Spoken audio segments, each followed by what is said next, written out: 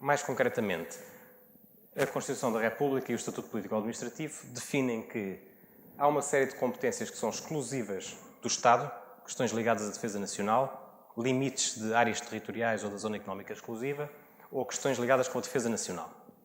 Depois temos uma série de competências que são próprias e exclusivas da região autónoma e dos seus órgãos de governo próprios, que são estas que aqui estão, as questões das pescas, da aquacultura, das energias renováveis ligadas ao mar, a extração de inertes, no sentido de areias e pedras, e as áreas marinhas protegidas e a conservação da natureza no meio marinho. Depois, tudo o resto está definido que é de gestão partilhada entre o Estado e as regiões autónomas. E, portanto, posto de outra maneira, tudo o que não seja soberania do Estado, limites ou defesa nacional é de alguma forma competência ou exclusiva ou partilhada da região autónoma. É importante para termos a certeza que cada legislador não tropeça nos pés do outro quando está uma região a legislar alguma coisa e a República a legislar outra e vice-versa. É uma área em que ainda temos algum espaço para nos tornarmos mais eficientes.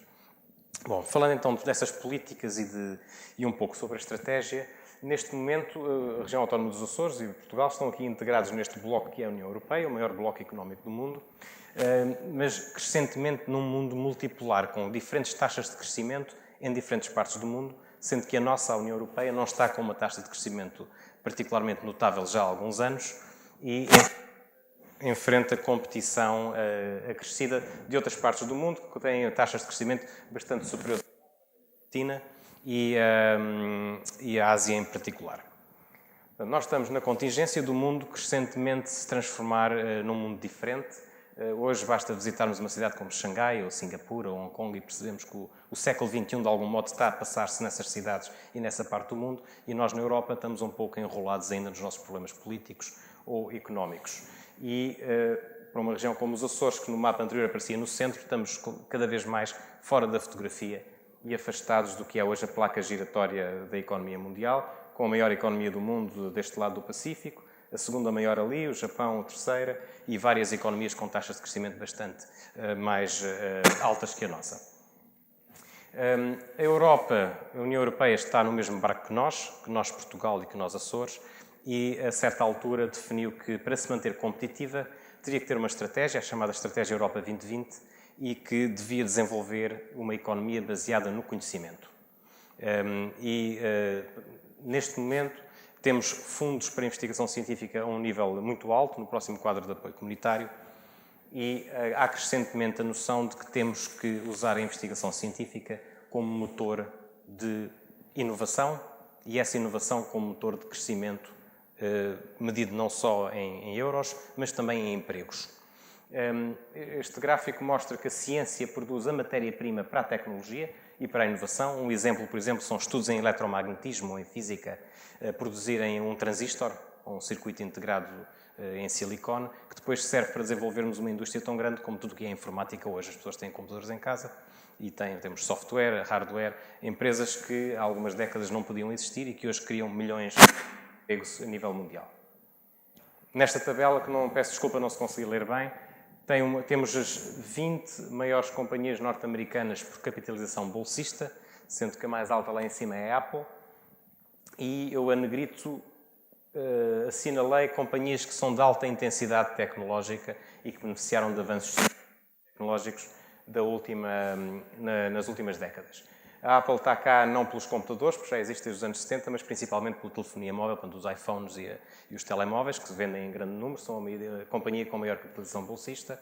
Temos aqui, em terceiro lugar, a Google, que era uma companhia impossível de existir há algumas décadas, porque não havia sequer, as pessoas não tinham computadores em casa e não havia internet.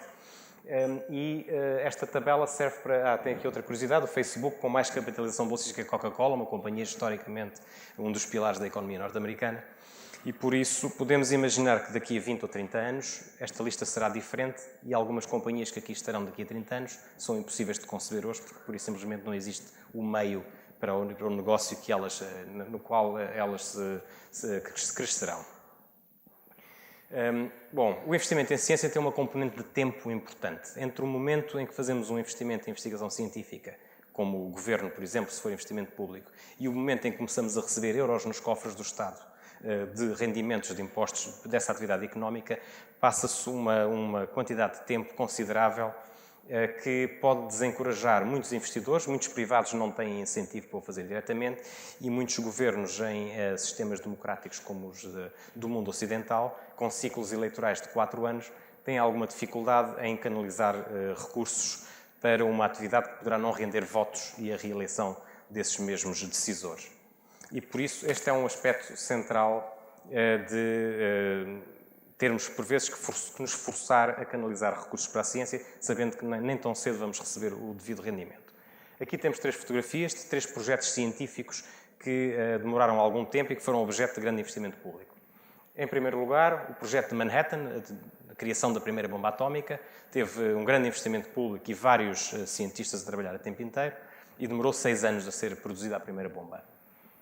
Aqui na fotografia do centro, o projeto Apollo, 8 anos desde o discurso do Presidente Kennedy em 1961, que prometeu até ao fim da década de 60 colocar um homem na Lua, colocou em julho de 69, portanto em 8 anos conseguiu-se cumprir este objetivo. E por último, nesta imagem, representa o programa da sequenciação do genoma humano, que estava previsto ser feito durante 15 anos, acabou por ser mais rápido e foi feito em 13. Foi um consórcio de entidades de investigação científica que promoveu o projeto, com os Estados Unidos, Europa, China, vários países, Japão. E só nos Estados Unidos o investimento avultado que foi feito neste projeto já mais que foi compensado em receitas de empresas do setor dos serviços de saúde, de biotecnologia e farmacêutica, em termos de atividade económica. Por isso, aqui temos uma ideia de que se mede em quase décadas o rendimento de investimentos em ciência, mas que é fundamental para gerar inovação e para gerar investimento em larga escala. Na região autónoma dos Açores, nós perfilhamos esta visão. Não sei se é por ter havido um pouco mais de estabilidade política e os decisores sentirem confiança de que são reeleitos no longo prazo, mas não vos vou falar de todas estas medidas, falarei só do Fundo Regional de Ciência e Tecnologia. É um fundo que paga bolsas de formação avançada para investigadores na Universidade dos Açores. Cerca de 3/4 das bolsas de investigação na Universidade dos Açores são pagas pelo Governo Regional, só 25% vêm da Fundação de Ciência e Tecnologia, portanto de fundos nacionais, e esta é uma aposta grande, são cerca de 2 milhões, um pouco mais de 2 milhões de euros por ano de investimento em bolsas de investigação científica e há 2 semanas tivemos na Assembleia Legislativa Regional a discussão do orçamento da região e tive a boa notícia que consegui aumentar o investimento em ciência em 75%, o investimento total em ciência na região para o ano de 2015, em relação ao ano anterior, com queixas dos partidos da oposição de que devia ter aumentado ainda mais. Portanto, é uma boa notícia. Nem sempre a proposta era clara de onde é que iríamos cortar para aumentar ainda mais, mas de qualquer forma registrei com agrado essa visão de que de facto vale a pena investir em ciência e que os Açores devem investir em ciência, no mar em particular, mas não só. Nós desenvolvemos, como o resto do país, uma estratégia RIS3 para os Açores. RIS3 significa Estratégia para a Especialização Inteligente e é uma imposição da Comissão Europeia para cada região e cada país. Há uma estratégia RIS3 nacional também, na qual a dos Açores está integrada. Cada região tem que desenvolver uma estratégia que a diferencie e que mostre à Comissão Europeia quais são as áreas em que essa região deve investir preferencialmente em investigação científica, mas também noutras áreas que beneficiam depois do quadro de apoios comunitários. Nos Açores o processo foi muito participado, tem 3 eixos principais que foram identificados como as prioridades que tornam os Açores de facto diferentes no europeu.